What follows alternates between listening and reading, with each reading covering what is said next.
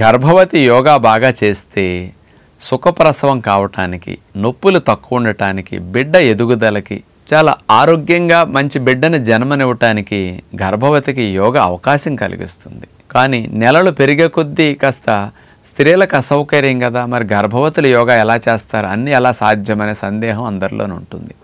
గర్భవతులకి మొదట 3 నెలలు ఏ యోగా చేయాలి, తర్వాత 6వ నెల వచ్చినప్పటి నుంచి తర్వాత నుంచి కొన్ని 3 నెలల పాటు ఏం చేయొచ్చు, నెలలు నిండినప్పుడు ఏం చేయొచ్చు అనేది యోగాలో ప్రత్యేకంగా ఏర్పాట్లు చేయటం జరిగింది. కాబట్టి గర్భవతులకి లోపల బిడ్డ ఎదుగుదలకి నెలలకు తగ్గట్లుగా యోగ విద్య ప్రత్యేకంగా ఉంటుంది. కాబట్టి మొదటి నెల నుంచి 9వ నెల వరకు అన్ని రోజులు ప్రాణాయామాన్ని మీరు ఆపకుండా చేయొచ్చు. మొదట కొన్ని నెలల్లో ఆసనాలు, సూర్య నమస్కారాలు ఇట్లాంటి అభ్యాసం చేసినా ఏమి అవరోధం ఉండదు. కాస్త గర్భం పెరిగే కొద్దీ ముందుకు వంగేవి, పోర్లా పడుకునేవి ఇట్లాంటి వాటిలో అసౌకర్యాలు ఉంటాయి. కాబట్టి అలాంటి నెలల్లో ఏమి చేయొచ్చు, ఏమి చేయకూడదు అనేది యోగా మాస్టర్ల ద్వారా ప్రత్యేకమైన శిక్షణ గర్భవతులు తీసుకోవటం మంచిది.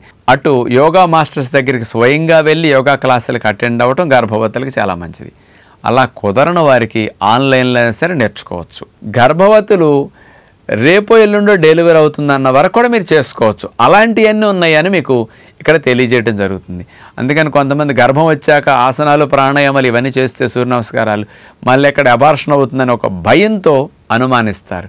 అలాంటి స్థితి మీకు రాకుండా యోగా విద్య చక్కగా సహకరిస్తుందని గర్భవతులందరూ భావించి యోగా చేయండి. మీరు ప్రత్యేకంగా శిక్షణ తీసుకుని అలాంటివే మీకు చూపించిన వాటిని మాత్రమే కొనసాగించగలరని కోరుకుంటూ నమస్కారం.